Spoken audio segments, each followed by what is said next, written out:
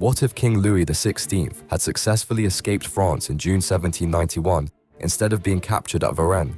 The royal family was just 150 miles from safety when they were caught and dragged back to Paris. But imagine they had made it across the border.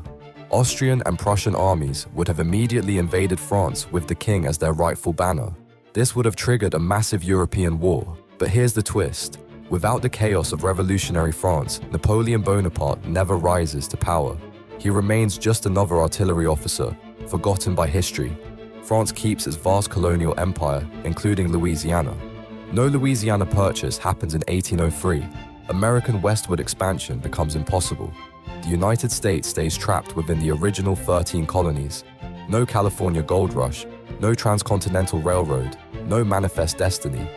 America never becomes a continental superpower. One successful escape would have completely rewritten world history.